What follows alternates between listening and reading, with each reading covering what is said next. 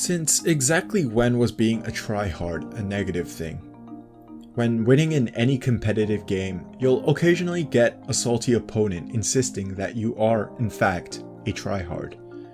Since when was actually trying to win a game bad? Isn't winning a big part of games in general? If you didn't care about winning, surely you wouldn't care if the opponents are trying hard, right? Sure, there are occasional times where being chill and not breaking a sweat and going for flashy plays is cool. But in the context of a competitive match, why do people put a negative connotation to sweating buckets to get the W?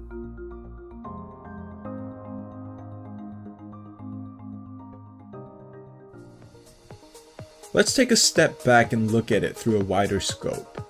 Since we are human, we get attached to things that we put our time into.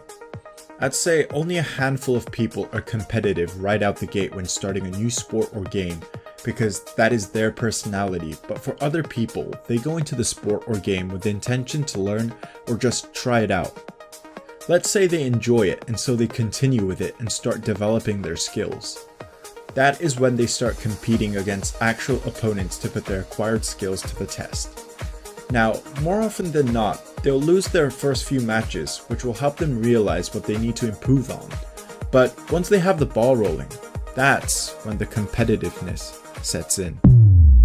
Fallen gonna go down, but this is too late. Kenny in a 1 versus 3, and Luminosity, they are 1 round away from match and map point here. Kenny getting a single headshot, he's got the double. Sprays, gets one more. There's no goddamn way that he's gonna do this. He's got no health. Cole's gonna go for it, he gets the shot! Kenny, what are you doing? You've got to be Kenny, that's a clutch! Oh my god!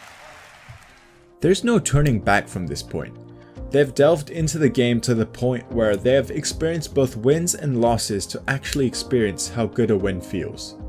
The whole process of practicing, then testing, practicing, then testing, is clockwork. And this is when competitiveness sets in. Understanding where you stand among other players and having a goal set out before you that you want to achieve. The drive to be better than you previously were, to be better than your opponents. This is how professional athletes are created. Yet, we have people berating them with, "Oh, what a tryhard, it's just a game," and start questioning whether they have anything better to do only until they become successful and perhaps turns pro.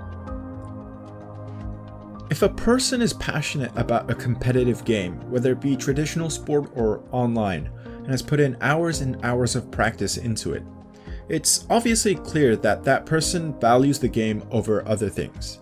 And to get judged for putting value onto something they're passionate about is just downright wrong.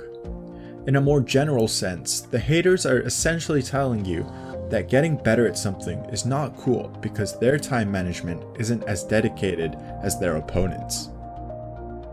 So with all that being said, let's go back to why some people insult the competitive players that sweat it out.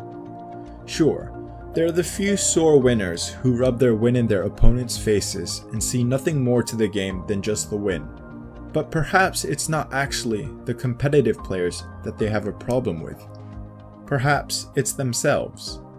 Perhaps they're scared of failing after putting in all those hours into something that may not come to fruition. And this is what separates the people that are good at the game and the ones that are not. But hey, that's just a theory. Again. Nope. Just a theory. Just a theory. Thanks for watching.